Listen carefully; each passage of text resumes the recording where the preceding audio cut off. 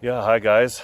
I'm here on a trail in the city still, in Portland. It's in a park called Forest Park, and I believe it's the largest city park in the U.S. I think over 80 miles of trails, something like that. I can't remember how large it is in square miles, but it's pretty huge. Of course, I've not been to all of it, but I wanted to show you something on this trail. So let's keep going.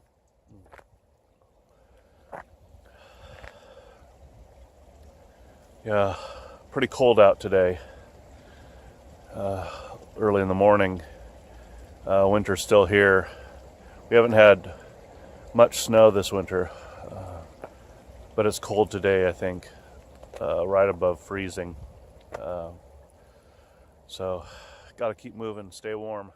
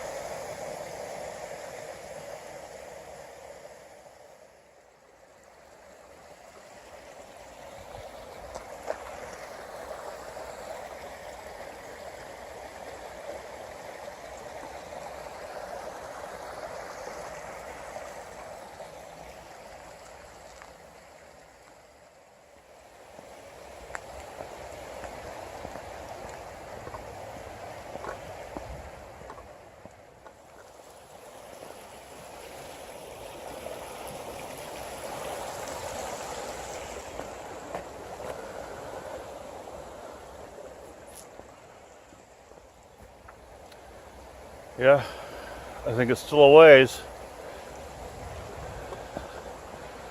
Let's keep going.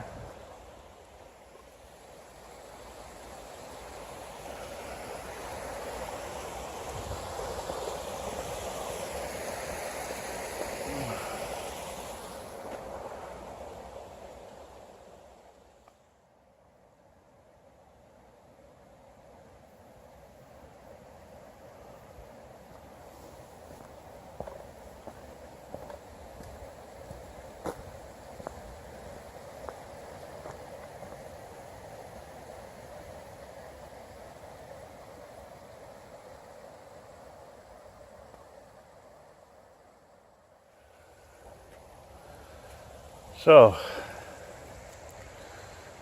think we're almost there.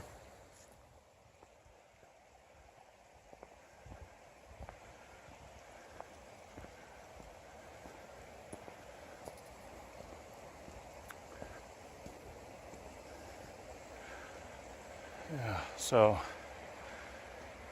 there it is.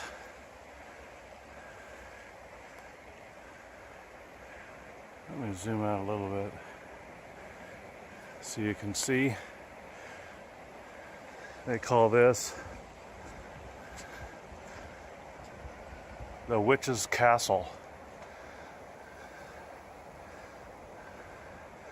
Let me show you.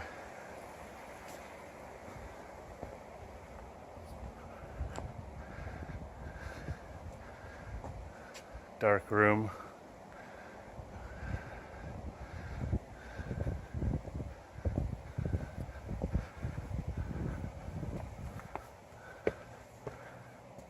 Some stairs up to the top here. As you can see, there's no roof left, no rafters, no thatching,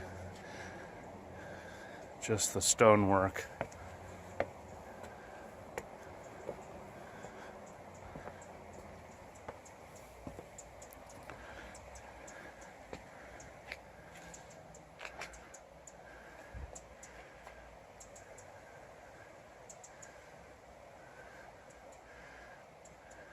It's quite beautiful still. You know, people come and leave trash.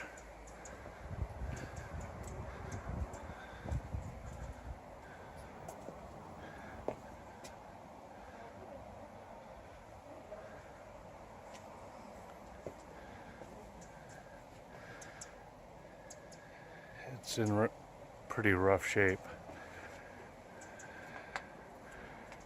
And as you can see, they had a tree come down on it fairly recently.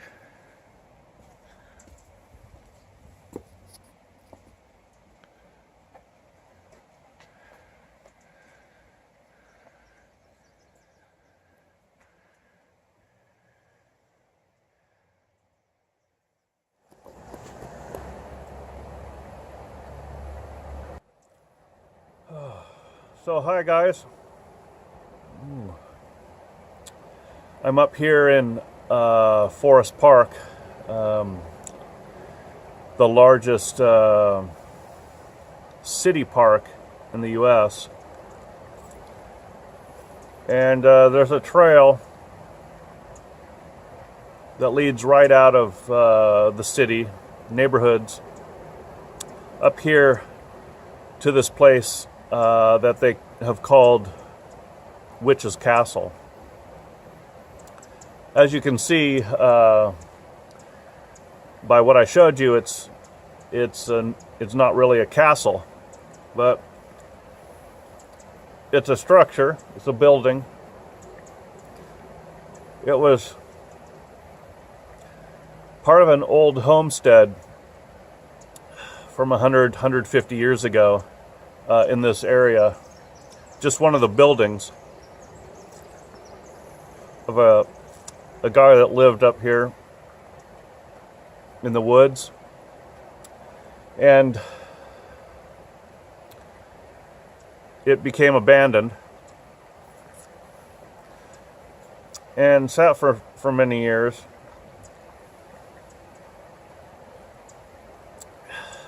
And got destroyed, I think in the mid-60s, something like that. You can look this up if you're interested in knowing the dates and the details of it. There's lots of mystery surrounding this place. A lot of people think it's haunted. That's why it's called the Witch's Castle, which you know, there's really no historical connection to any kind of witches being here before. Like I said, it was a homestead, and then I think in the 60s, before it got destroyed, they used it as a ranger station and a place for hikers to stop and use the restroom, things like that. Then it was kind of forgotten until the 1980s, and then they cleaned it up a little bit. As you can see, the weather has really beat this thing up. There's lots of moss and ferns growing on it. It's down in a ravine along a creek, so it doesn't get a lot of sunlight down here. It's very hidden, so down here it's very damp, very mossy. Yeah, often stays pretty cold, especially through the winter. And So yeah, it has seen its better days, that's for sure. But it's really a landmark for this area, for Portland. A lot of people, a lot of tourists like to come up here and visit and see it, especially in the summertime when it's a bit warmer. I like to make the hike up here. But the hike up here is not just the end. The trails keep going. Like I said, this is the largest city park in the U.S. I'm going to have to get you the exact square area of it, but I believe I remember it's something over 80 miles of trails crisscrossing through the forest here. Beautiful landscapes, all different types of forests really interchange as you go up in elevation, and as you're down along the creeks and whatnot. It changes substantially, and especially as weather changes. I've been up here when there's 8 inches of snow, and been here in the summer, and it can look quite different. But yeah, like I said, in here it doesn't get a lot of direct sunlight down here in where the witch's castle is. So anyways, guys, I wanted to talk to you about this tobacco I'm smoking too. Let me relight here.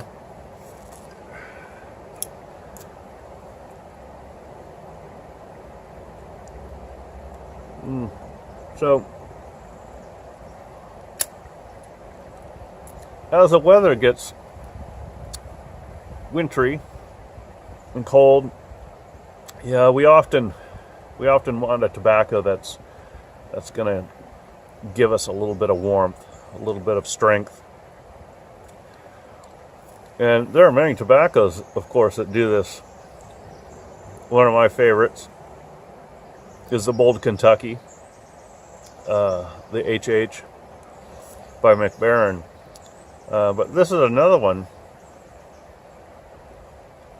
It's a flake, and it has a good strength, and it smokes really well, and it just has that that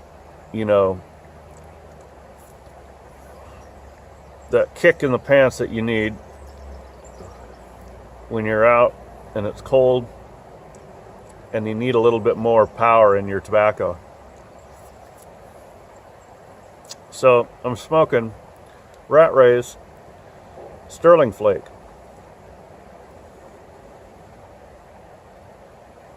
So let me show you.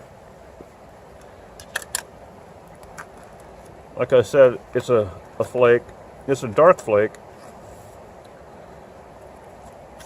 On the darker side,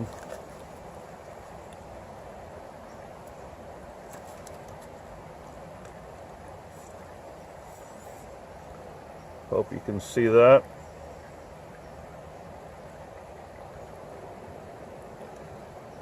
Hope the light is okay. So this is a tobacco that's pretty strong, so it's not for those that of course don't like a strong tobacco, and beginners that are just getting into pipe smoking, because yeah, this one has a good kick, and it can take you by surprise because it's so smooth, it's so soft, and it seems like it's very subtle because it smokes so well. But I think it's one of those that can really catch up to you. It'll come when you're not noticing it. So, but it does have that strength in it for sure. You can feel it, but it tastes delicious. It's air cured, and dark fired, Virginias, Burleys, and it's just delicious. And it's really one of those smokes that you want to have when you're outside, just like this, and it's cold. It's like a warm coffee or a hot chocolate or something to warm you up. So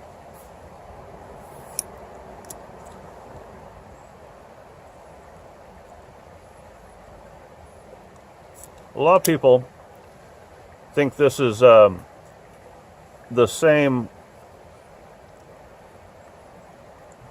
tobacco as Peterson's Irish Flake. This is produced by Coles and Cop, and so there are many people that have smoked both together, side by side, or something like that, and they swear that it's the same tobacco, the same flake. And I'm not too sure about that. That could be because the ingredients look the same and the flake looks the same, but I haven't really done that comparison yet. I'd like to, but I just haven't yet.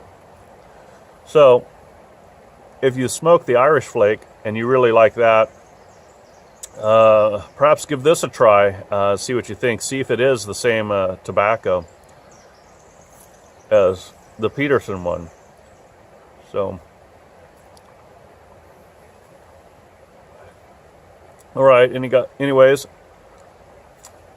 guys, I'm gonna get back inside, I think, hike back down, finish my pipe, and I think I'm gonna go get a cup of coffee or something and warm up myself. Hope you guys are well. Hope you guys have something to warm you up with, whether it's a good pipe or a good beverage.